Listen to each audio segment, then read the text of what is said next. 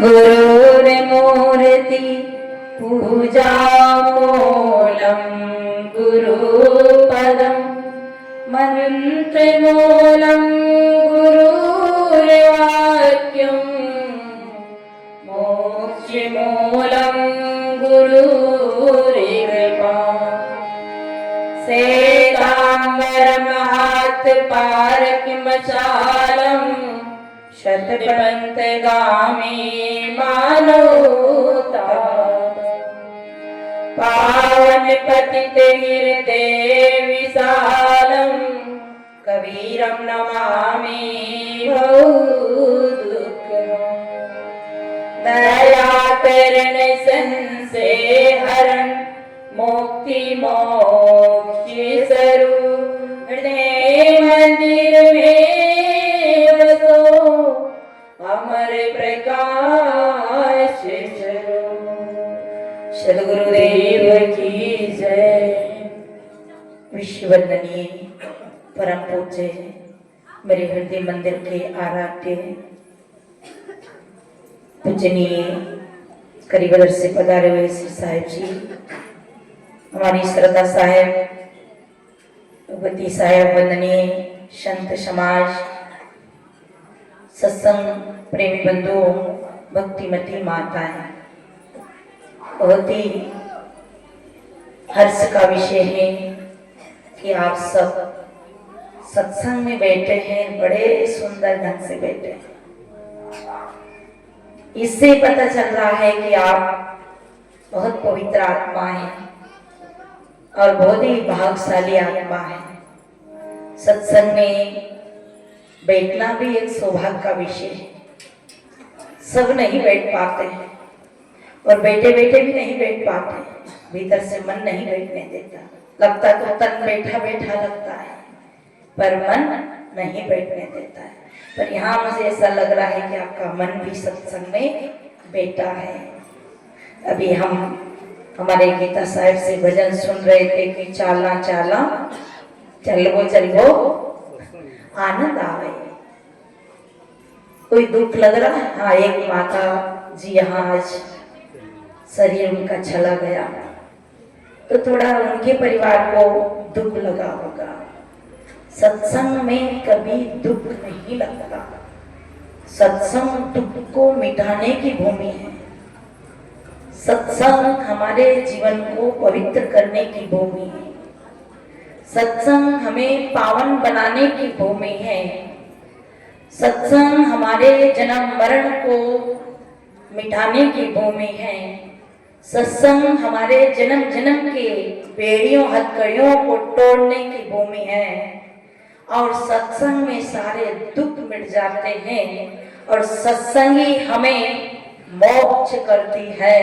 और कोई ऐसी जगह नहीं है जहां हमारा जीवन बदल सकता है।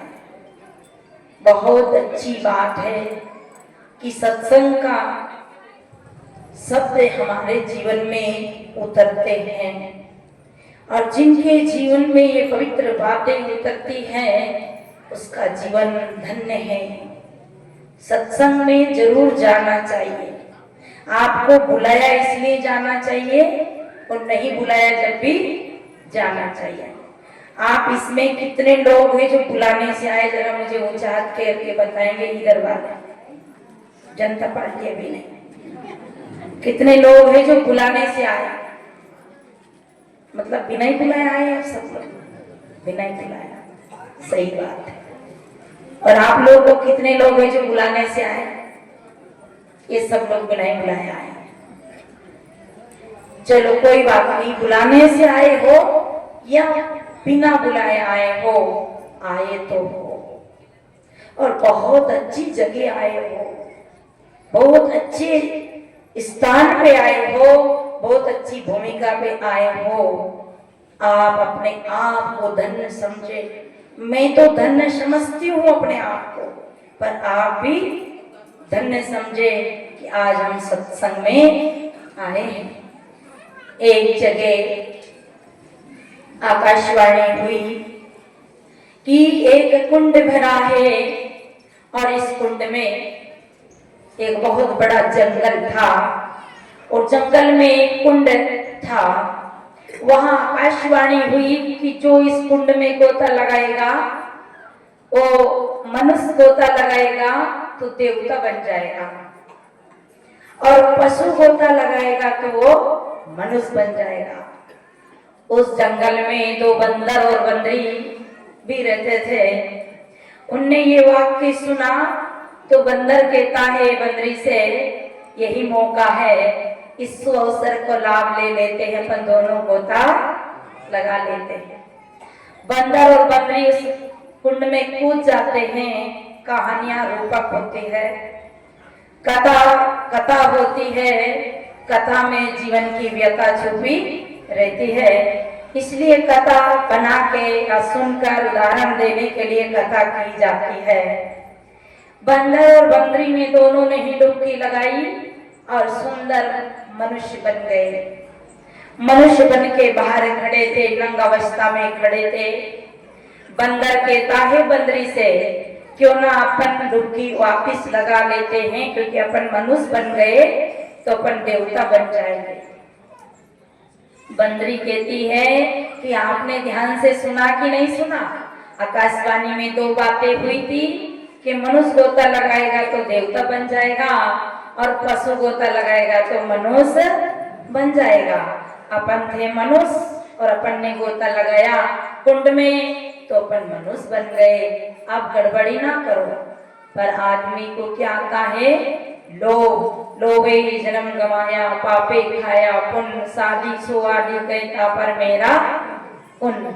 लोभी तो पाप कराता है, लोभी बुराई कराता है, लोभी दुनिया बनवाता है, और लोभी सबसे तोड़ देता है।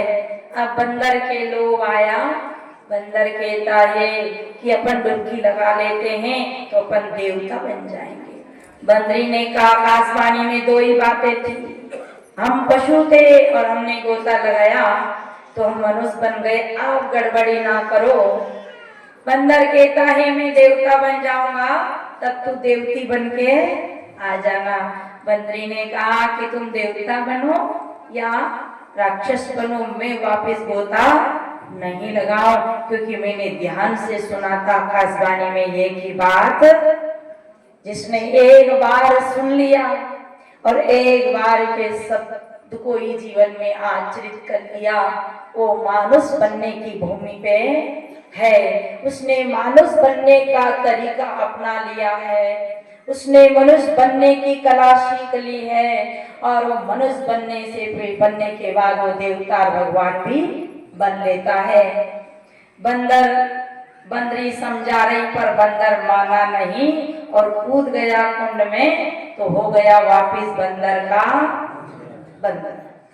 अब ये डाली से वो डाली, वो डाली से वो डाली। इधर ये बंदरी जो स्त्री बनी थी ये खड़ी थी, पर इनके अंग में वस्त्र नहीं था।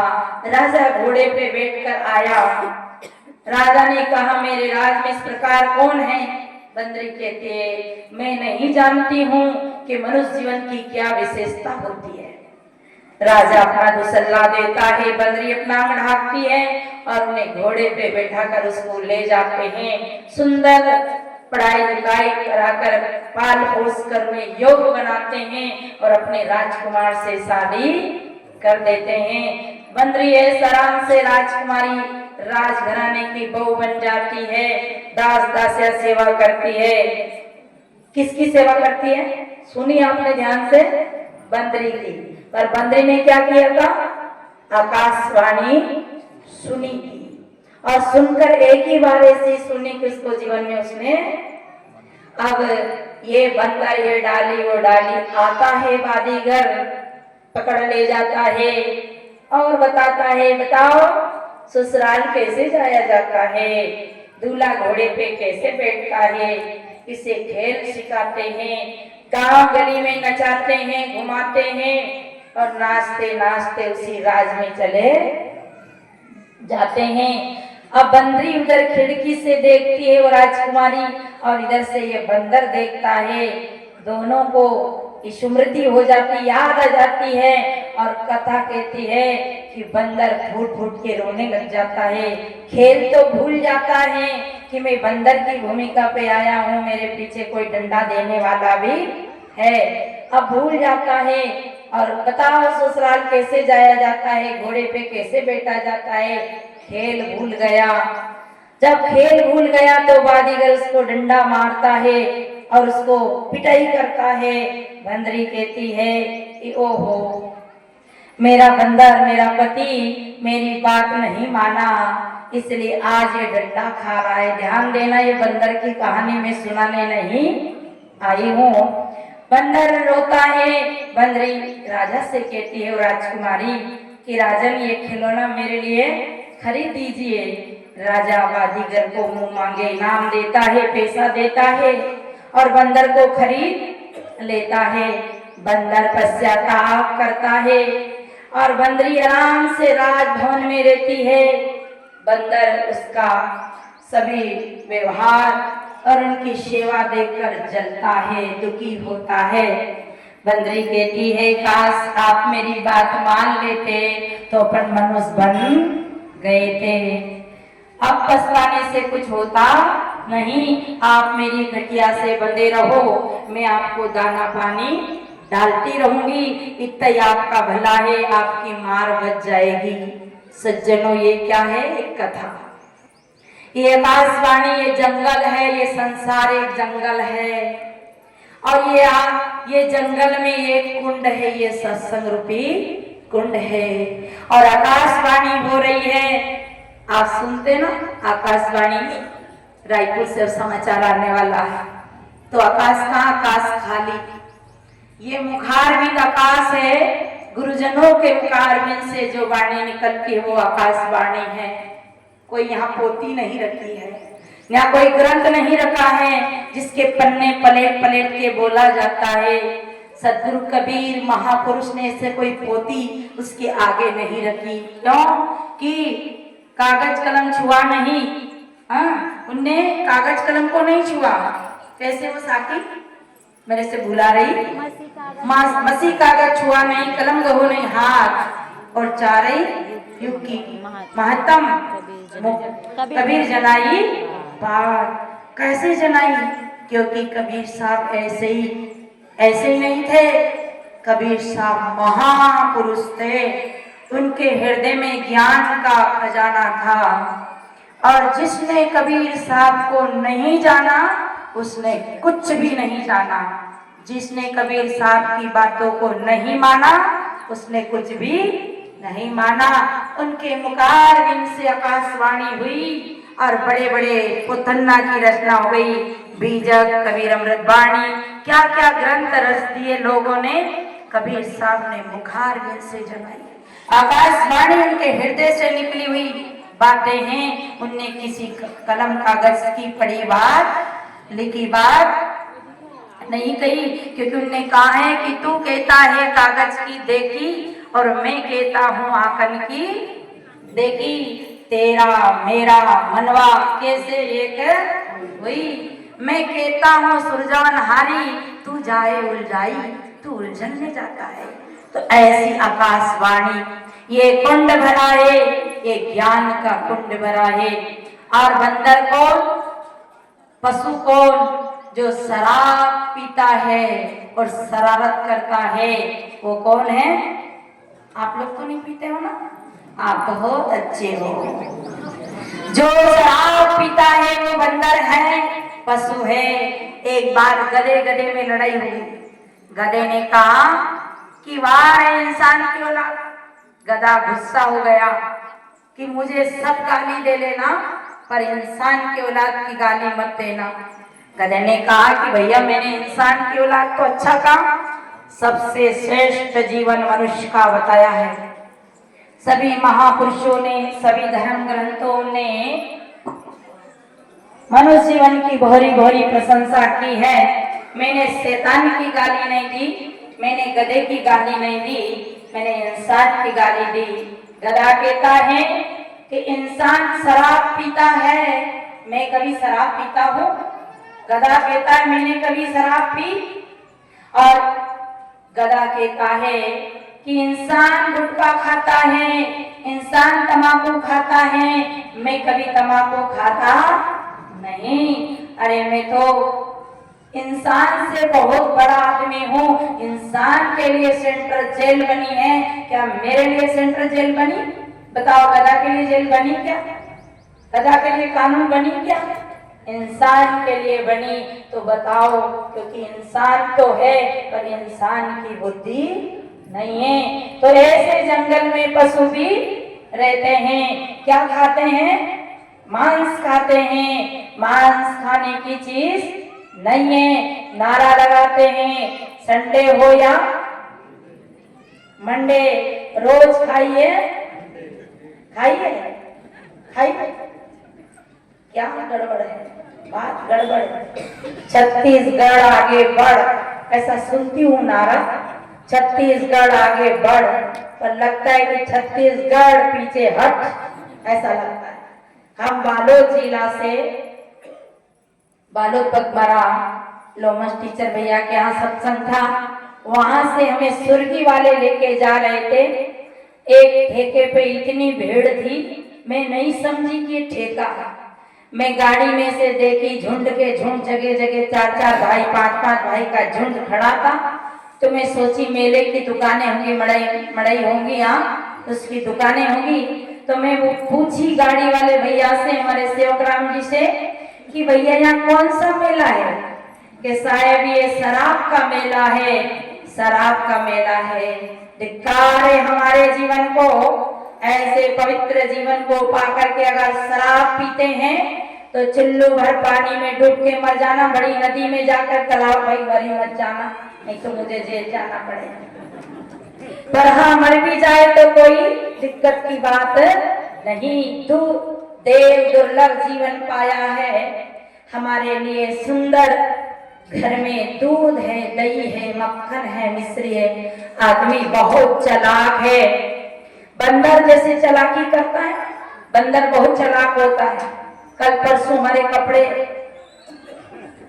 पहन लेते हैं, कपड़े लपेट लेते हैं, और वो कपड़े को क्या नहीं करते। बंदर का तमाशा तो देखो, ऐसा बंदर हर व्यक्ति के अंदर बैठा है। वो बंदर बाहर दिखता है, पर हमारा मन बंदर भीतर बैठा है, जो हमसे कितनी गलत गलत क्रिया करा लेता है, जिसका हमें पता भी नहीं चलता है। हम लुट जाते हैं, बिक जाते हैं, तब हमें पता चलता है। शराब भीतर और बुद्धि बाहर, शराब भीतर और बुद्धि बाहर। शराब पीने से घर में कलह होती है। पत्नी जो पति शराब पीता है, वो पत्नी कभी सुखी नहीं रहती है। जो बेटा शराब पीता है, उसके माता पिता कभी सुखी नहीं रहता है। इसलिए शराब बहुत खराब है। शराब से इज्जत चली जाती है, शराब से बात बिगड़ जाती है, शराब से जेब खाली हो जाती है, और शराब से हमारी कोई विश्वास भी नहीं करता है। शक्ति चली जाती है, विवेक काम नहीं करता है। जो विवेक, आप देखो जेएनयू में कितने लोग विकासशील है, कि कितनी उन्नति कर रहे हैं। जेएनयू का धंधा जो चल रहा है, इतना धंधा सावों का नहीं चलता होगा, क्योंकि वो लोग खान पान से शुद्ध शाकाहारी रहते हैं और गुरु के नाम से निछावर हो जाते हैं। हम तो औपचारिकता के लिए मानते हैं, औपचारिकता के लिए। चलो गुरु महाराज लोग आ ही गए तो 3 दिन तो, क्यों कृष्ण भैया, सही बात है ना, 3 दिन तो सेवा कर ही रहे, फिर छुट्टी, फिर बाबा लोग कहीं जाए और नहीं। गुरु की महिमा अनंत है, अनंत किया उपकार, लोचन अनंत उगारिया, अनंत दिखावन हार। इसलिए बुद्धि विवेक सब हमारा जागता है। तो आज की सत्संग में संकल्प करके जाना, प्रतिज्ञा करके जाना, हमें आपकी भेंट की ज्यादा आवश्यकता नहीं है। संतों को नोट नहीं चाहिए, संतों को वोट नहीं चाहिए, संतों को सपोर्ट नहीं चाहिए। आपको संतों को वोट मत दीजिए, नोट मत दीजिए, सपोर्ट मत दीजिए, पर जिंदगी की खोट जरूर देके जाइए। अगर जिंदगी की खोट आपने दे दी तो समझ लो कि सत्संग कराने वाले का मेहनत सफल हो गई, और सत्संग करने वाले की मेहनत, सत्संग बोलने वाले की भी मेहनत सफल हो गई। नहीं तो कहते हैं नहीं कि भूख भूख कुकुर मर गयो काज न सियार से, ऐसे हम जैसे कुकुर के आए और भूख भूख के चले गए, सियार का एक भी काम नहीं हुआ। इसलिए सज्जनों, ये जंगल है, और जो गलत चीजें खाते वो बंदर बंदरी अने गधा कुत्ता के जैसे हैं। ये आकाशवाणी हो रही है, और इस कुंड में गोता लगाओ और अपने तन मन को सुंदर पवित्र करो। जिसने गोता लगाया वो क्या बन गया? मनुष्य बन गया। जिसने ध्यान से सुना और अपनी जिंदगी में उतारा। बंदर पश्चाताप करता है, और ये खटिया से बंधा बंधा रोता है। सदगुरु कबीर ने कहा है, आज दिन पीछे गया गुरु से किया है, अब पछताए क्या होए जब चिड़िया जुग गई थे। आप अभिलाष साहब की दुआई देते हैं, कबीर साहब की जय बोलते हैं, पूरण साहब की जय बोलते हैं, काशी साहब की जय बोलते हैं, सब महात्मा की जय बोलते हैं। जय बोलने से कुछ नहीं होगा जब तक उनका बताया हुआ ज्ञान जिंदगी में आचरित नहीं करोगे, धारण नहीं करोगे। पर महापुरुषों ने कितना कष्ट उठाया, कितनी पीड़ाएं सहन करी। काशी जैसी नगरी में लोग ने इन महापुरुषों को सीमित दायरे में रखा है। कहते हैं कबीर साहब किसके हैं? जुलाहा के हैं। और धर्मदास जी महाराज किसके हैं? हाँ, तो बनिया कौन थे? साहू तो थे। हाँ, बताओ। तो हम सोचते कबीर साहब तो इनके हैं, हम इनको क्यों माने? देखिए, महापुरुष किसी के होते नहीं, महापुरुष किसी के नहीं होते। अगर राम ही होते तो सबरी के घर सबरी के झूठे बेर नहीं खाते। राम राम थे, छत्री थे। अगर राम राम ही होते तो गुरु वशिष्ठ को अपना गुरु नहीं बनाते, क्योंकि गुरु वशिष्ठ कौन थे? उर्वशी के पुत्र, वो कोई पवित्र जाति वाले नहीं थे, पर राम ने गुरु वशिष्ठ जी को बनाया। अगर मीरा छत्री तक सीमित रहती तो रैदास जी को गुरु नहीं बनाती। हम जैसे सीमित दायरे में रहते हैं, हम जैसे सीमित सोचते हैं, ऐसा अगर सोचते तो कभी भी रैदास को अपना गुरु स्वीकार नहीं करते हैं। कई लोग कहते हैं, जब मैं इस मार्ग में आई तो कई क्या कहते हैं, मुझे बहुत कहा गया कि ये तो गरीबों का पंथ है, यहाँ ऊंचे लोगों का पंथ नहीं है। परंतु कबीर साहब का जो पंथ है, मार्ग है, वो सबसे ऊंचा है, श्रेष्ठ है, महान है, और वो मुझे बहुत जल्दी समझ आ गया। इसे कबीर साहब कहते हैं कि जो तू ब्राह्मण ब्राह्मणी का जाया और राधे को नहीं आया, जो तू तुर्कनी का जाया बेटे का न सुनती कराया। अगर तू ब्राह्मणी का ही जाया है तो कान से क्यों नहीं जन्मा, आकाश से क्यों नहीं टपका? अरे जिस प्रकृति से सब जन्मते हैं उसी से ब्राह्मण भी जन्मते हैं। जो तू ब्राह्मण ब्राह्मणी का जाया, ब्राह्मण लोग कह रहे थे हम बड़े, क्षत्रिय कह रहे थे हम बड़े, तो कबीर साहब कहते हम तुम एक लोहू, एक ही प्राण व्यापे मोहू, एक जनी जना संसारा, कौन ज्ञान से भयो निनारा। हमारे और तुम्हारे में एक ही खून है। ये हवाएं सबको बराबर मिल रही है, ये धूप सबको बराबर मिल रही है, ये बारिश होती है तो सबके खेत में समान बारिश होती है। प्रकृति में कोई भेद नहीं है, ये मनुष्य की बुद्धि में भेद है। मनुष्य ने बांटी है, मनुष्य ने क्यारियां बनाई है, मनुष्य ने दीवार किया है। कल सुना था ना कि रोशनी कोट और किलो में है, रोशनी फैक्ट्री और मिलों में है, रोशनी सभी महफिलों में है, पर अंधेरा मनुष्य के दिलों में है।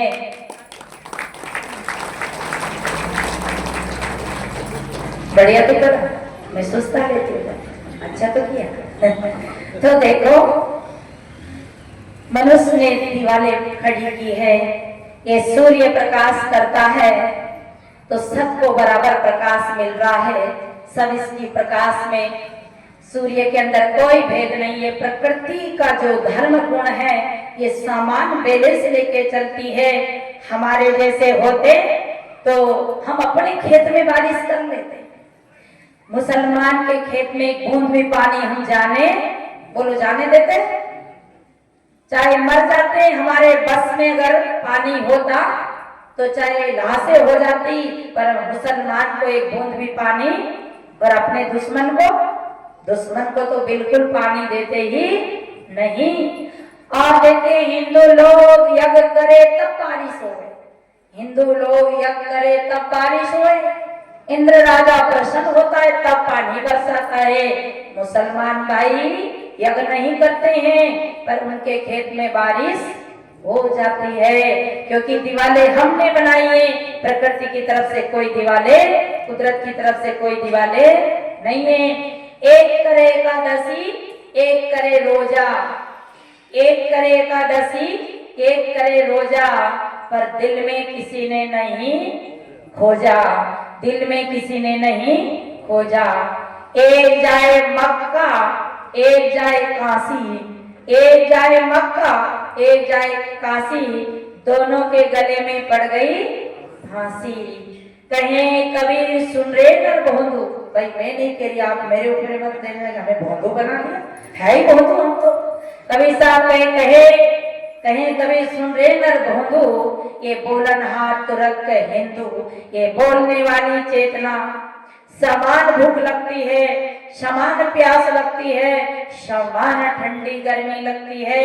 इसलिए कबीर साहब कितने साल पहले कह गए कि मूर्खों, आप लोग नहीं है मूर्ख, आपकी बात नहीं, कि हे मूर्खों, इंसान को इंसान की दृष्टि से देखो, मनुष्य को मनुष्य की दृष्टि से देखो, और पशु को पशु की दृष्टि से देखो। उस परम पुरुष कबीर साहब की कृपा हुई जो हम सब जीने खाने के अधिकारी बन गए। हर घर में हम जाते हैं ना तो क्या कहते हैं, हमारे फलाने अधिकारी, हमारे जज है, वकील है, हमारे इंजीनियर है, हमारे फलाने हैं। किसकी बदौलत है, किसकी कृपा है? उनकी कृपा का प्रसाद भूल के एक एक लोटा लेके घूमते फिरते हैं गली गली में, एक लोटा जल और सारी समस्या हल। सदगुरु कहते सत्संग में चल और सारी समस्या, विवेक को जगाओ तो सारी समस्या हल हो जाएगी। तो कबीर साहब कहते हैं कि जो हम जो जाति के इसमें बटे हैं, एक मुझसे पूछा है, महाराज आपकी क्या जाति है? मैंने कहा मेरी क्या जाति है, मुझे पता नहीं मेरी क्या जाति है। फिर कही नहीं आप बताइए ना आपकी क्या जाति है। और एक बात और बता दूं, कभी किसी साधु से जाति नहीं पूछना, साधु से नहीं, किसी व्यक्ति से जाति बताओ आपकी क्या जाति है। आप मनुष्य हो, आंखें हैं जहीं आंखें हैं, कान है जहीं कान, नाक है जहीं नाक है। जिस प्रकार प्रकृति में बने हो, ये जाति तो उस समय पूछ लिया करो जब सगाई करने जाओ तो चलो ठीक है आपकी पेड़ है पूछ लो, पर जाति ना पूछो साधु की, पूछ लीजिए ज्ञान, मोल करो तलवार का, पड़ा रहने दो म्यान। तेली का तेल खा सकते हैं पर तेली का मुंह नहीं देख सकते। भैया कोई तेली हो तो बुरा मत मानना, सब तेली हाय हम तो मर गए, हम तो रोज तेली का मुंह देखते और मरे भी नहीं अब तक। खूब अच्छा निखार, खूब खुशी है। हमारे राजकुमार भैया आए तो हमसे पूछे, भानपुरी से आए, हमारे बहुत श्रद्धालु भक्त है मिलन भैया, राजकुमार भैया, वहाँ के गुरसिंह भैया, सभी लोग हमारा बड़ा ध्यान रखते। तो यहाँ व्यवस्था ठीक है, अच्छा है, आप कोई कमी तो नहीं? मैं जहाँ जाते हूँ अच्छा ही अच्छा, बुरा तो आज तक दिखा ही नहीं। बुरा तो जब दिखेगा कि मैं व्यवहार में आऊंगी। मैं तो एक कमरे में बैठी रहती हूँ, फल लाते हैं, बंदगी करते हैं, भेंट चढ़ाते, मुझे अच्छा ही अच्छा दिखता, बुरा एक भी दिखाई ही नहीं। तो देखिए यहाँ कहने के श्राव है, पर यहाँ बड़े बड़े सेठ क्यों बने? बड़े बड़े सेठ, इन्हीं में से कोई सेठ हुआ जिसने बहुत बड़ी संपत्ति सदगुरु के चरणों में लुटा दी, जिसका नाम क्या था? बोल दो भाई पीछे वाले, क्या नाम था जो सदगुरु के चरणों में करोड़ों की संपत्ति लुटाई थी? धीरे धीरे बोल रहे हैं, लगता है कि इन्हें पता नहीं। धनी धर्मदास साहेब है ना। तो देखो सेठ ने कितना बड़ा नाम कमा लिया और कितना बड़ा इनाम पा लेके थे। गंगा के किनारे धर्मदास जी महाराज छोटे छोटे लड्डू गोपाल, बाल गोपाल को लेकर के अपनी पूजा पटरी की आसनी बिछा के बैठे थे। और कबीर साहब अपनी कुबड़ी लेके गए। जब व्यक्ति का पुण्य उदय होता है तब उन्हें अनुकूल संत मिल जाते हैं। पुण्य पुंज बिना मिले ही ना सत्संगति संस्कृत करी अंधा। पुण्य का जब उदय होता है तब उन्हें संत मिल जाते हैं। धर्मदास जी महाराज बैठे हैं, पूजा में लगे हैं। कबीर साहब अपनी कुबड़ी लेके जाते हैं और कहते हैं, अरे सेठ जी इन बाठों को क्या कर रहे हो? वो बाट होते तोलने के बाट, इन बाठों को क्या कर रहे हैं? उनको चितिर बितिर कर दिया। इतना शब्द सुन के धर्मदास जी महाराज की आंखें खुल गई। एक सत्य गुरुदेव का ताका अनंत विचार था के मुनिजन पंडिता वेद न पावे पार। एक ही शब्द जीवन को बदल देता है, यूं तो जिंदगी भर सुनो। तो ऐसे सदगुरु कबीर साहब थे जो कहते कि पहर जनोई ब्राह्मण होना मेहरी क्या पहनाई, ओ जन्म की सुधरीन परु से तुम पाड़े क्यों खाए। सुनत कराए तुरंत होना औरत को क्या कहिए, अर्ध शरीरी नारी बखानी ताते हिंदू रह गई, वो तो हिंदू ही रहते। तो सदगुरु कबीर साहब काशी जैसी नगरी में जाकर अलग जगह और सबके विचार को, सबकी बातों को, सबके ज्ञान को उन्होंने परखाया और सार पे छाप लगाई कि सार सार को कहीं ले वो साधु ऐसा चाहिए जैसे स्वभाव। सार सार को गए ले हो धोता दे हो। तो सदगुरु हमें आंखें खोली है। सदगुरु कबीर अक्कड़ थे, भक्कड़ थे और घुमक्कड़ थे। किसी की बात को सेज और सरल में मानते नहीं। हम तो बात 10 बाबा आ जाए तो 10 ही बाबा की बात को मान लेते। हमने जिंदगी में कितने कष्ट आए, समस्या आई, पर याद रखना सत्य कभी परास्त होता नहीं। हार तो असत्य की होती है, हाँ सत्य परेशान होता है। सत्य में परेशानियां आती है पर सत्य परास्त नहीं होता है। वही सत्य सदगुरु कबीर है। अगर आपके हृदय में सत्य है तो कबीर साहब आपके हृदय में ही है। उस सत्य पे आप चलते हो तो सदगुरु कबीर के पक्के अनुयायी हो और आपके हृदय में ही सदगुरु कबीर है। इसलिए सज्जनों, उनने जीवन को बहुत ही सुंदर बनाया। आइए बन जाते थे, एक भजन भी सुन लेते हैं।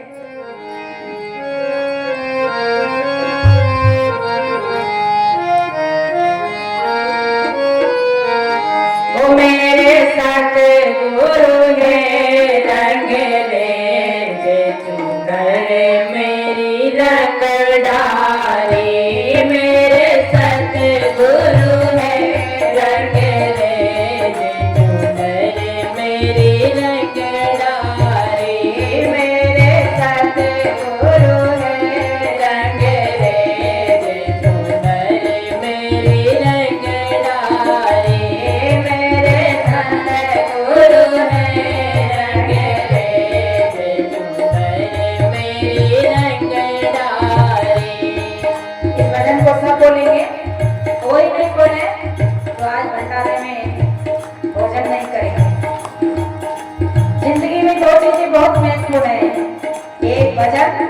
और दूसरा भोजन। आदमी भोजन 3-3 बार और भजन, बोलो भजन 3 बार। सख्त बेईमान, मेरे लिए नहीं, अपने आप के लिए।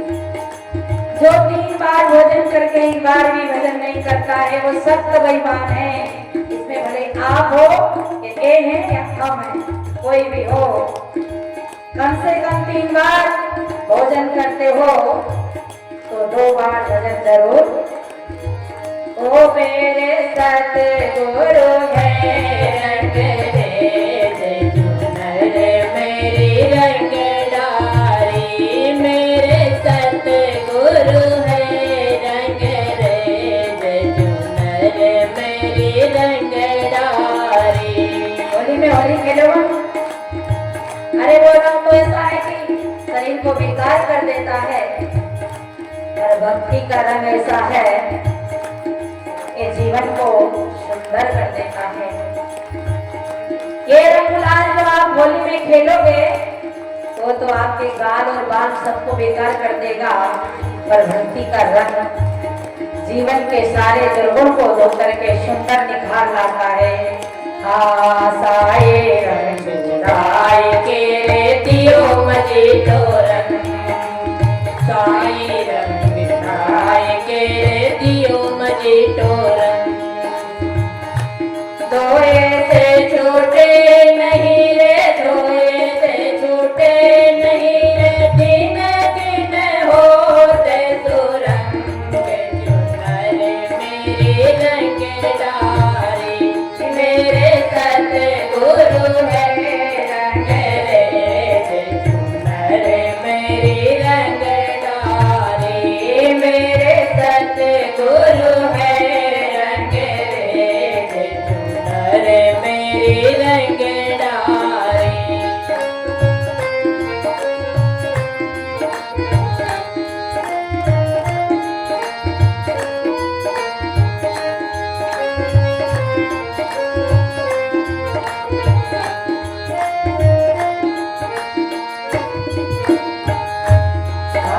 भाव के जल में प्रेम रंग लई गो रे, भाव के जल में प्रेम रंग लई गो।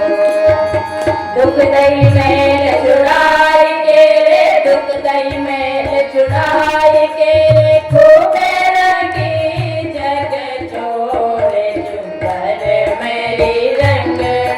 हरि मेरे सतगुरु है रंग दे चुनर मेरी रंग डारी, मेरे सतगुरु है रंग दे चुनर मेरी रंग डारी।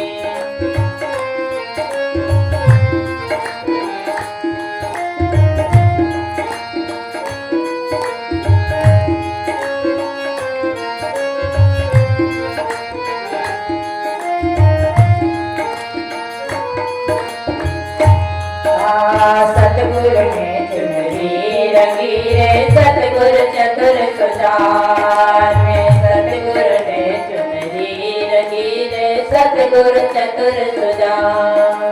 सब कुछ उन परिवार दूर, सब कुछ उन परिवार दूर, तन मन धन प्राण चुनर मेरी रंग डारी, मेरे सतगुरु है रंग दे चुनर मेरी रंग डारी, मेरे सतगुरु है रंग दे चुनर मेरी रंग डारी।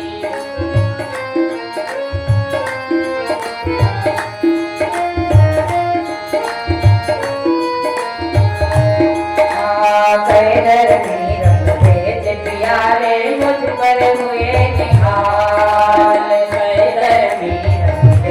प्यारे मुझ पर हुए दयाल। शीतल चुनरी ओढ़ के रे, शीतल चुनरी ओढ़ के रे, मगन बहे निहाल चुनर मेरी रंग डारी, मेरे सतगुरु है रंग दे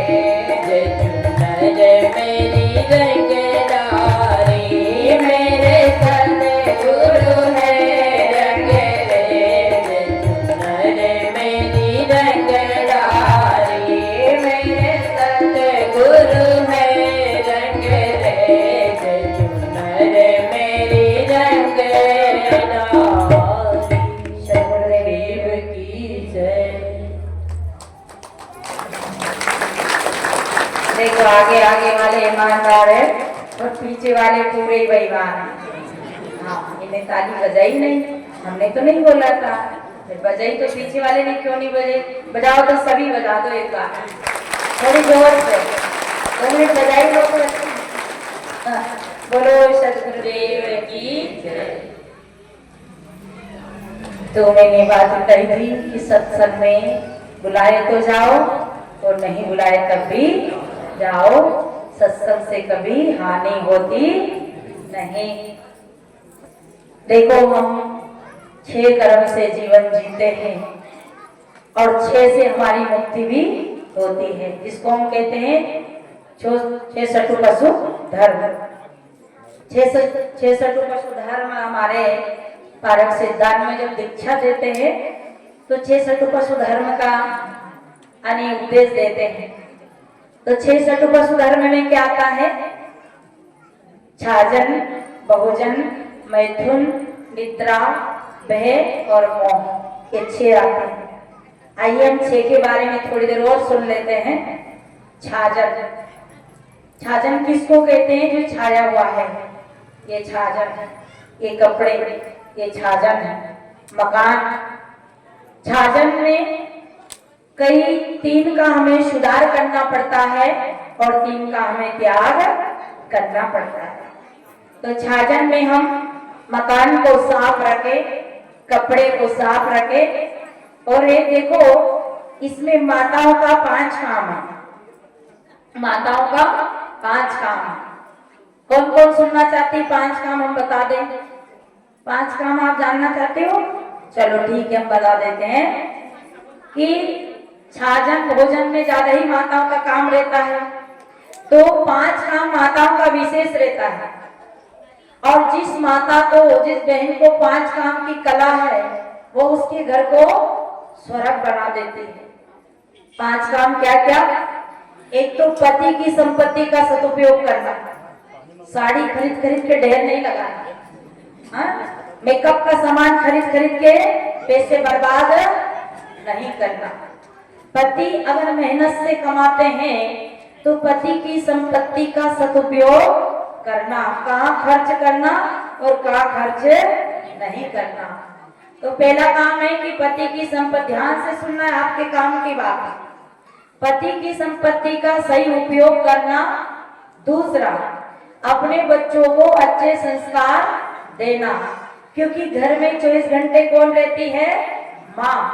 और माँ जितना रोल माँ का रहता है उससे उतना पिता का नहीं रहता है, क्योंकि बच्चा, पिता का रोल तो केवल 1% है, यानी और 5% मान लो ज्यादा से ज्यादा, पर माता का जो रोल है 95% माता का रोल रहता है। और देखो आपके काम की बात है, ये हंसने की और मजाक की बातें तो बहुत सुनते हो, तो देखो माँ का रोल ज्यादा विशेष रहता है। माँ चाहे वैसा अपने बच्चे को बना सकती है, माँ चाहे वैसा। तो माताओं का पहला काम क्या है कि पति की संपत्ति को सही ढंग से खर्च करना। बेकार में बस कोई आया, चप्पल ले लो, चूड़ी ले लो और दौड़े, चप्पल ले लो, चूड़ी ले लो और दौड़े, नहीं, क्या जरूरत है? जितनी मात्रा में खर्च करना चाहिए उतनी मात्रा में ही खर्च करना चाहिए। और बच्चों को अच्छा संस्कार देना चाहिए। कभी बच्चों को भूत प्रेत से डराना नहीं चाहिए। बच्चे को कभी नजर, तंत्र मंत्र, टोना टटका ये कुछ नहीं, बच्चे को निर्भय बनाओ।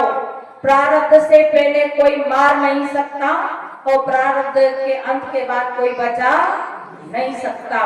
इसलिए हम निर्भय हो जाएं, क्योंकि प्रारब्ध से पहले अगर बचा लेते तो राम अपने पिता दशरथ जी को जाने नहीं देते, भैया लक्ष्मण को जाने नहीं देते। धरनी पे जो देह धारण किया उसे एक दिन जाना भी पड़ता है, तो डरने की कोई बात नहीं। आज देखो इंग्लिश सिखाने का स्कूल है, संस्कृत सिखाने का स्कूल है और संगीत सिखाने का स्कूल है, पर गाली सिखाने का स्कूल कहीं भी है क्या आपके मंसूली में? नहीं है। गाली बच्चे कहाँ से सीखते हैं? अपने घर से। झूठ बच्चे कहाँ से सीखते हैं? अपने घर से। इसलिए बच्चों के सामने झूठ भी नहीं बोलना। तो माताओं का इसमें पिता का भी रोल है। तो इसलिए माताओं का क्या काम है? दूसरा कि बच्चों को अच्छा संस्कार दे। कहाँ मेरा बच्चा खेल रहा है, क्या खा रहा है, और बताए। छोटी उम्र में 2-4 चाटा मारना बुरी बात नहीं है। वो 2-4 चाटा उसके दवा का काम, दुआ का काम करता है। बच्चा रोया, ले बाबू मैं बर्तन मांजू, मैं भोजन बनाओ, देख लो माता ये पकड़ा दिया। तो आपने क्या किया? आपके काम की समस्या तो हल कर ली, पर बच्चे की आदत जो खराब हुई उसको आप जिम्मेदार। रोए तो रोने देना, सोए तो सोने देना, खाए तो खाने देना। बड़ा हो जाएगा तो रो नहीं पाएगा, सो नहीं पाएगा। रोएगा तो क्या कहेंगे कि यार तू घर नहीं संभालता, तो बेचारा रो भी नहीं सकेगा। दिल की बात दिल में छुपा के रखेगा तो बीमारियों का शिकार बनेगा। और आप प्रत्यक्ष देख लो, ज्यादा मात्रा में हार्ट अटैक किसको होती है? माताओं को होती है कि भाइयों को? भाइयों को, क्योंकि भाई बेचारे रो नहीं सकते और कह नहीं सकते, और ये तो फिल्टर होके रहती है, रो लेती है, अपनी सहेली से कह लेती है और बढ़िया फिल्टर रहती है। और देखो रोने की बात तो कभी कभी आपको भी रोना है तो आप भी रो लिया करो, रोना कोई बुरा नहीं है। जितना हंसने से दिल फिल्टर होता है उतना रोने से भी फिल्टर होता है। ऐसे शर्म आए तो फाटक लगा के रो लिया करो, कोई नहीं देखे। रोना बुरा नहीं है। ये में देखो कोई आदमी मर जाते हैं तो रो लेते तो सब हल्के हो जाते हैं, तो रोना भी अच्छा है। तो बच्चे को रोने देना पर मोबाइल मत देना। पर माई बेटी बेटी सरकाती रहे, हमारे साहब बताते, माई बेटी बेटी खिसकाती रहे, मोबाइल को सरकाती है, तो बच्चा क्या करेगा? आज माताओं का कर्तव्य है कि बच्चे को डांटे तो डांटो, पीटो तो थोड़ा पीटो भी। स्कूल में पहले बच्चों को पीटा जाता था, थोड़ी पिटाई होती थी तो बच्चे जल्दी याद कर लेते थे। अब तो माँ बाप लड़ने चले जाते हैं, उनको पीटने नहीं देते हैं। नहीं, उसको ऐसा हिंसा भाव से नहीं पीटते। गुरु कुमार सिस्कुम है, गड़गड़ आड़े खोट, अंदर हाथ सार दे बाहर मारे चोट। हिंसा के भाव से ना पीटो, परंतु उसके सुधार के भाव से पीटो। 15 साल तक अगर आपने अपने बच्चों को कंट्रोल कर लिया तो बच्चा हीरा बनता है, और लाड़ में अगर बिगाड़ लिया तो आप कहेंगे 20 साल के बाद जब पराया घर से आएगी ना कि आई जब से मेरा बेटा बिगड़ गया। उसका नाम कलंकित मत करना, बेटे बिगाड़ने वाली तो माँ होती है। इसलिए माँ का कर्तव्य है कि बच्चे को अच्छा संस्कार दे। 2 काम। तीसरा काम कि आए गए की संभाल करना। कोई आपके दरवाजे पे भूखा आ जाए, प्यासा आ जाए तो उन्हें पानी पिलाना, बर्तन मत गिराना, बच्चे की पिटाई मत करना, नहीं तो अतिथि समझेगा कि भैया यहाँ तो गड़बड़ मामलो है, तो ऐसा मत करना। आए हुए अतिथि का सत्कार करना। तीसरा काम। चौथा काम क्या है कि घर को बढ़िया सुरक्षित रखना। कहीं कपड़े लटक रहे हैं और लगी है कंघी करने, दर्पण देखने में, शीशे में देखने में, मुकड़ा क्या देखे दर्पण में, तेरे दया धर्म नहीं मन में। तो शीशे में देखते रहते कहीं बाल पड़ा है। और आजकल तो फैशन चली है, पहले शेर भालू के नाखून रहते थे, शेर भालू के, अब तो हमारे सबके नाखून रहते, बड़े बड़े नाखून। और कहते बुधवार कौन दिन नाखून नहीं काटते हैं? कोई एक दिन नाखून नहीं काटता और एक दिन दाढ़ी नहीं बनाता। बताओ, वो देवता गंदगी पसंद करता है, वो देवता गंदगी पसंद करता है। हमारी बहनें बड़े बड़े नाखून रखती है और सफाई के नाम से बाल को जैसे मुर्रा भैंसा सिंह मरोड़ा ऐसे। तो देखो, हम शरीर को ज्यादा सजाए नहीं, सजाना है तो चित्र नहीं सजाए, चरित्र सजाए। चेहरा क्रीम पाउडर से सुंदर नहीं लगता। हम लोग क्रीम पाउडर नहीं लगाते तो क्या हमारा चेहरा बुरा लग रहा? लग रहा है क्या बताओ?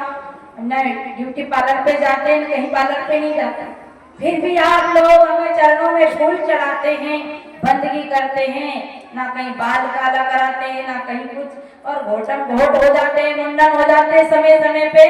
तो क्यों जी? क्या ये चेहरा सुंदर लगता है कि चरित्र सुंदर लगता है? चरित्र हमारा कहना है, याद रख लो, सीख लो इस नारे को।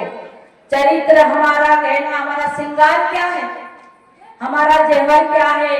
चरित्र हमारा कहना है, इसे कभी खोना है, और ये खो गया तो जिंदगी भर रोना है।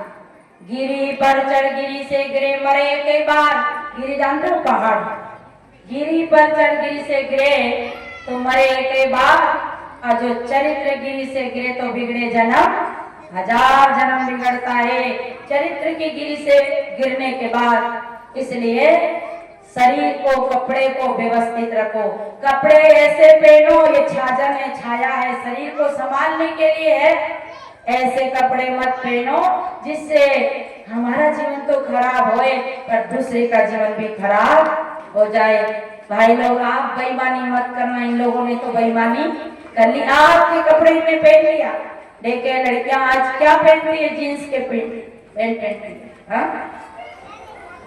तो अब अगर भाई लोग भी ऐसे कपड़े पहनने लग गए तो गड़बड़ हो जाएगी कि कौन पुरुष है कौन नारी है। आप तो कम से कम दया बनाए रखना, नहीं तो बहुत गड़बड़ हो जाएगी।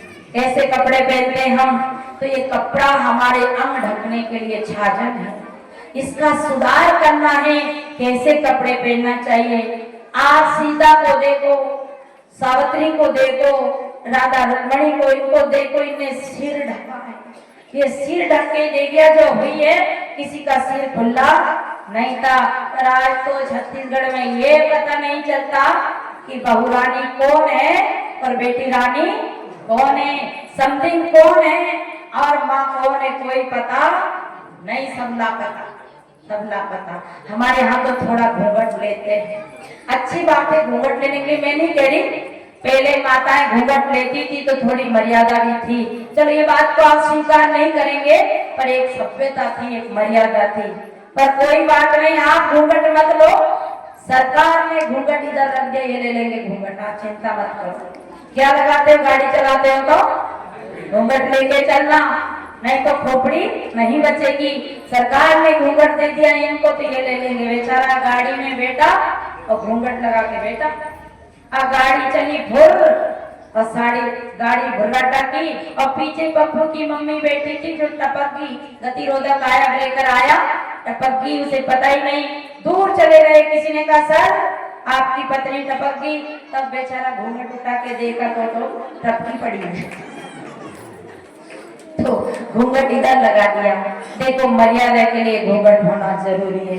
ऐसा भी नहीं है कि हमारे इधर लंबा लंबा घूंघट तो लेती है पर गोलियां चलाती है तो बंदूक का फेल कर देती है, ऐसे भी नहीं हो। तो शरीर हमारा ऐसा हो, छाजन का मन। तो माताओं का कितना काम है? 5 काम। बच्चों को अच्छा संस्कार देना, आए गए का सम्मान करना, और पति की संपत्ति का सदुपयोग करना, और घर को व्यवस्थित रखना। ऐसे 5 काम माताओं का है। छाजन, घर को सुरक्षित रखना, साफ रखना, नाखून नहीं बढ़ाना, हाथ में अंगूठी नहीं पहनना। देखो जब अंगूठी पहनकर आठा बनाते हो ना, तो अंगूठी में हम गोबर भी उठाते हैं, बच्चों की गंदगी भी साफ करते हैं। जब गंदगी साफ करते हैं तो माल किधर जाता है? चड्डी को ऐसे धोते तो अंगूठी का माल कहाँ जाता है? वो गंदगी अंगूठी में चली जाती है। हाथ तो धो लेते हैं पर अंगूठी नहीं धोते हैं। फिर क्या है, जल्दी जल्दी टिफिन बनाना होता है तो आटा निकाल के क्या बनाते हैं? देख लो मेरी तरफ, आटा। तो फिर अंगूठी की सफाई कहाँ हो जाती है? आटे में। तो जैसा खावे अन्न वैसा पीवे, जैसा खावे अन्न वैसा होए मन, और जैसा पिए पानी वैसी होए। बड़े बड़े नाखून से आपकी उंगलियों की शोभा नहीं है, अंगूठी से शोभा नहीं है। इन हाथों से सेवा करे तभी हाथ सुंदर लगते हैं। कान की शोभा झुमकी पहनने से नहीं है, कान की शोभा अच्छे विचार सुनने से है, आंखों की शोभा दर्शन करने से है, और घर का काम देख के करने से है। इसलिए हम बढ़िया साफ सुथरे हाथ रखे। हाँ, आपको कहीं जाना है फंक्शन शादी ब्याह में तो थोड़ी देर अंगूठी पहन लेना, कोई बुरी बात भी नहीं है। शुद्धता सफाई का ध्यान रखे। हमारे रोज प्रार्थना होती है बुरहानपुर की, हम सब जनों की विनती, उसमें एक कड़ी आती शुद्धता का रहे ध्यान, वाणी अमृत हो, शुद्धता का ध्यान हो, ये सब बातें उस प्रार्थना में आती है। रोज उठ के प्रार्थना करना चाहिए, चाहे विशाल साहब वाली प्रार्थना हो, चाहे राम स्वरूप साहब वाली प्रार्थना हो। घर में लिख दो कि ये उठे और हाथ मुंह धो करके खड़े होके हाथ जोड़ के वो प्रार्थना बोले, जिससे आपके गुरुजनों का विचार सुबह से आपके हृदय में अंकित हो जाए, तो दिन भर आपका काम। देखो ये मोबाइल दिन भर खर्च होता है और आप रात्रि में से चार्जर कर लेते हैं तो बैटरी दिन भर चलती है। ऐसे सुबह ध्यान प्रार्थना सुमरण करने से दिल दिमाग चार्जर हो जाता है और दिन भर सात्विकता रहती है। फिर शाम तक डिस्चार्ज हो तो फिर चार्ज कर लो। तो ये जरूरी है, पर हम लोग कमाते जा रहे कमाते जा रहे। पूछो कमाते क्यों हो? खाने के लिए। कमाते क्यों हो? खाने के लिए। खाते क्यों हो? जीने के लिए। पर जीते क्यों हो?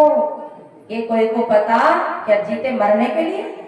हाँ, मरने के लिए तो जी रहे, पर ऐसे जियो संस्कार बना के।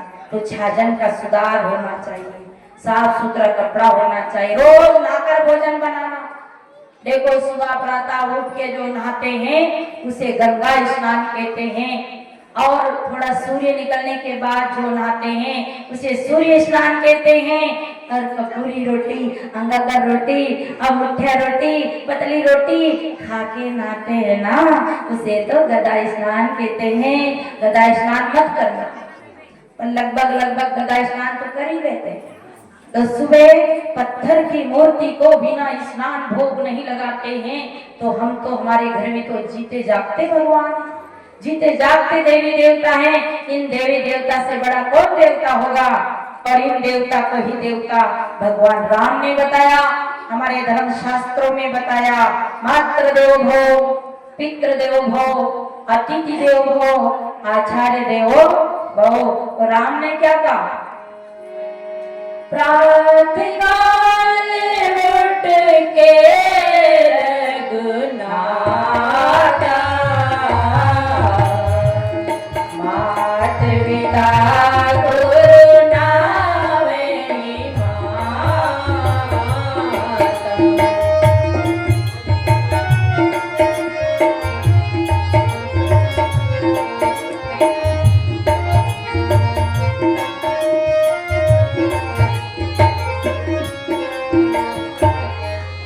चार पदार्थ कर तल जागे, जो प्रीत मात प्राण समरागे।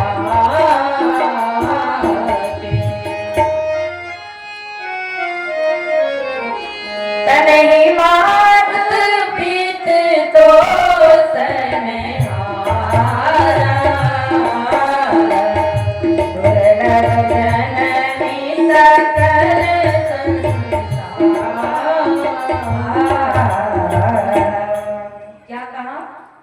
प्रातः काल उठे रघुनाथा, मात पिता गुरु। प्रातः काल उठ के सब भ्राता और मात पिता गुरु मारे ही लाथा। ऐसा नहीं करना। हमारे महापुरुष भी कितनी अच्छी बातें बता के गए। लोग राम को मानते पर राम की नहीं मानते, रामायण को मानते पर रामायण की नहीं मानते। उधर का बता देना मुझे। 2 बताओगे? अरे हमारी भी 2 बताओ। तो देखो, माता पिता तने मात पिता तोषण हारा, दुर्लभ जननी सकल संसारा। माता पिता ही देवता होता है, तो उनको राम ने देवता बताया। पेलो प्रणाम, ये भगवान राम की घोषणाएं कबीर साहब की तो है ही। रामचंद्र जी कहते प्रातः उठो और पहलो प्रणाम माता पिता को करो और दूसरो प्रणाम गुरु को, क्योंकि शरीर का जन्मदाता माता पिता होते हैं। और संस्कार का जन्मदाता, मुक्ति का जन्मदाता सदगुरु होता है। इसलिए गुरु ब्रह्मा गुरु विष्णु गुरु साक्षात परब्रह्म परमेश्वर बताया। तो गुरु हमारे को सद्गुण का संस्कार देता है। उन सद्गुणों के पालन की किस प्रकार हम पालन करें उसकी विधि बताते हैं, और अवगुणों का संहार कैसे होए उसकी भी विधि गुरु ही बताते हैं। और पार ब्रह्म उस तत्वों से परे, इंद्रियों से परे और मन बुद्धि से परे आत्म स्वरूप का बोध गुरु ही देता है। इसलिए वो ब्रह्मा विष्णु से ऊपर की भूमि पे गुरु होते हैं।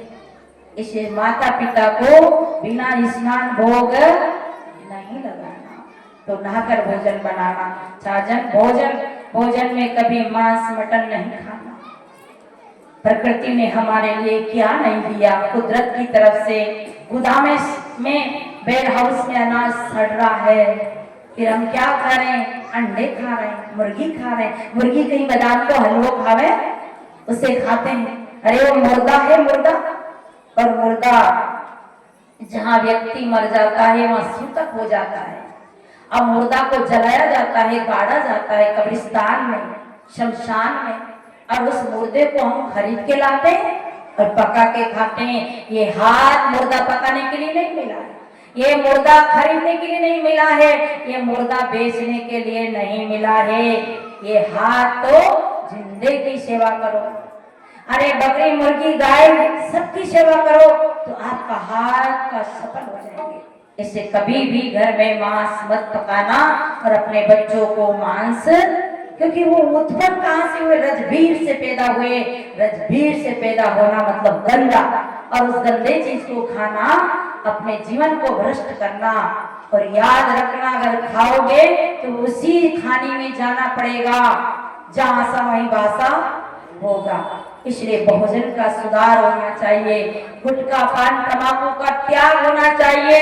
संकल्प करके जाना, प्रतिज्ञा करके जाना कि हमारे भंसुली के भाइयों ने बहुत तपस्या करी, ये इतना बड़ा कार्यक्रम महीना 6 महीना से लगे हैं प्रयास में, तो आपका एक संकल्प उनकी सत्संग को सफल बनाएगा। जरूर छोड़ के जाना, यहाँ रख जाना बटुआ, पैसा मत चढ़ाना, फल मत चढ़ाना। आपके पास का गुटखा का जो पैकेट है वो यहाँ छोड़ के संकल्प कर जाना, तो हमारा जीवन सफल हो जाएगा।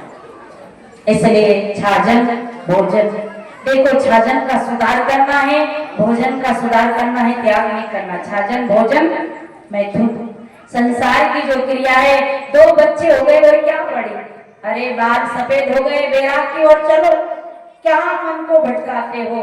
छाजन भोजन में निद्रा, कितना घंटा नींद लेना चाहिए? ज्यादा देर तक सोते नहीं रहना चाहिए। जो ज्यादा देर तक सोता रहता है वो किसका भाई है? कुंभकर्ण का भाई है। सोने वाले की उम्र कम पड़ जाती है, बुद्धि काम नहीं करती है और उसकी स्मृति चली जाती है। इसलिए सुबह जल्दी उठना चाहिए, ज्यादा से ज्यादा 4 घंटा, 6 घंटा, 7 घंटा से ज्यादा नींद नहीं लेना चाहिए। सुबह सुबह उठ के टहलने जाना चाहिए, सुबह की हवा और 100 रोगों की। पर कहाँ जाएगा कुंभकर्ण, लोग 8-8 बजे तक घुर्राटा लेते हैं। तो बताओ, ऐसे नहीं करना। एक घर में थी लाडली लक्ष्मी, 8 बजे उठे आराम से 6 भाई की बेल। हमारे मध्य प्रदेश सरकार ने लाडली लक्ष्मी योजना चला रखी, 1500 रुपया 1200 रुपया देते बहनों को। वो मामा जी तो हार गए, पर नहीं हारे तो नहीं, पर मामा जी ने नहीं बनाया, दूसरे को बना दिए, मोहन जी को बना दिया। मामा जी शिवराज जी मामा जी है ना हमारे मामा जी, वो उनको उनकी गद्दी भी मिली मुख्यमंत्री की, पर मामा जी की योजना थी भांजियों के लिए। तो लाडली लक्ष्मी आराम से उठे। कितनी बजे उठे? आप सब लोग कितनी बजे उठे? एक बहू कह रही थी कि मम्मी पहले मुर्गा बोलता था तो नींद खुल जाती थी। तो सासू जी ने कहा, बेटा पहले मुर्गे थे बोलते थे, अब तो जो मुर्गे है ना सब तो मार मार खा गए, और एक आध मुर्गे बोलते भी नहीं, कि बोलेंगे तो हमें मार के खा जाएंगे। तो बहू 8 बजे उठे, आराम से अंगड़ाई लेते हुए जमाई लेते, सासू जी ने कहा कि बहू को कैसे समझाएं, तो दोनों माँ बेटा ने प्रोग्राम बनाया कि एक काम करो मम्मी, इनके कमरे के सामने अपन झगड़ा करेंगे, नकली झगड़ा, इन्हें उठाने के लिए। तुम भी झाड़ू पकड़ लेना मम्मी जी, और मैं भी झाड़ू पकड़ लूंगा, और दोनों लड़ेंगे। तो बेटा कहता है छोड़ ना माँ, झाड़ू मैं लगाऊंगा। अब माँ कहती है बेटा तू मेरा बेटा, तू झाड़ू लगाता है, झाड़ू मैं लगाऊंगी, तू रहते। दोनों एक दूसरे से झाड़ू खींचते। क्यों खींचते आप समझ रहे होंगे ना, क्यों खींचते थे? लाडली लक्ष्मी को उठाने के लिए। तो अब दो लड़ रहे थे, तब तक लक्ष्मी जी उठी अंगड़ाई लेते हुए, हल्ला क्यों मचा रहे हो, मेरी नींद हराम कर दी। बोले ये माँ झाड़ू लगाती है तो मुझे अच्छा नहीं लगता है। माँ बोली मेरा बेटा झाड़ू लगाता है तो मुझे अच्छा नहीं लगता, इसलिए झगड़ रहे थे। दोनों क्या सोच रहे थे कि अब बोलेगी कि अब लड़ो मती, कल से झाड़ू मैं लगा लूंगी। पर जज साहब ने क्या फैसला दिया, ध्यान से सुनना, आइंदा लड़ना नहीं, झगड़ना नहीं, और मेरी नींद हराम करना नहीं। सवेरे का झाड़ू मम्मी जी आप लगाना, और शाम का झाड़ू पतिदेव आप लगाना। तो ऐसी बहुएं जब घर में आ जाएगी, घर की बहू लक्ष्मी कहावे और सास ससुर से गोबर फेंकावे, ऐसी बहू बन के मत आना, लक्ष्मी बन के आना। तो देखो जल्दी उठना। तो सुबह जो जल्दी उठते हैं उसको क्या कहते हैं कि नींद का सुधार। हाँ, निद्रा ज्यादा शरीर को हानि पहुंचाती है, सबको टाइम से उठना चाहिए। सुबह उठने से आप भजन याद करो, ध्यान करो, ग्रंथ पढ़ो। बूढ़े बूढ़े लोग ऐसे मत सोचा करो हमारा तो कोई काम ही नहीं है, हम तो बढ़िया सोता रहा। नहीं, सोने से शरीर की और तंदुरुस्ती खत्म हो जाती है, शीतलता आ जाती। घूमने जाओ, टहलने जाओ, कुछ याद करो, आपके गुरु महाराज का अनुभव याद करो। नहीं तो अपने मन को चिंतन में लगाओ, निर्विचार स्थिति में ध्यान में बैठो। कब बैठोगे? जीवन खत्म हो रहा है, चला जा रहा है जीवन, कब जागोगे? इसलिए भोजन छाजन भोजन है तो निद्रा भे, भूत प्रेत से डरना नहीं, भूत नाम की कोई चीज नहीं होती है, कभी डरना ही नहीं, भूत नाम की कहीं चीज होती नहीं। तंत्र मंत्र जादू टोना कुछ नहीं होते, ये सब काल्पनिक बातें हैं। निर्भय भव, निर्भय रहो, कोई आपको मार नहीं सकता, दुख कोई नहीं दे सकता। हमारा कर्म दुख देता है, कर्म को सुधारने के लिए सत्संग है, अच्छे विचार हैं। कर्म तुम्हारे अच्छे हैं तो किस्मत तुम्हारी दासी है, धर्म तुम्हारे अच्छे तो घर में ही मतरा काशी है। कर्म धर्म दोनों अच्छे तो जीवन अभी नासी है। इसलिए निर्भय रहना चाहिए, मोह नहीं करना चाहिए, क्योंकि ये आप थोड़े दिन के मेहमान हैं, हम लोग स्थायी रहने यहाँ आए नहीं। तो ये 6 सतों का सुधर्म है, 3 का सुधार और 3 का त्याग करना है। आप सब ने शांति का परिचय दिया और बहुत देर बैठ करके सत्संग सुनी। आइए मैं वाणी को विराम लेती हूँ। और ये सभी हमारे जो भंसुरी के भाई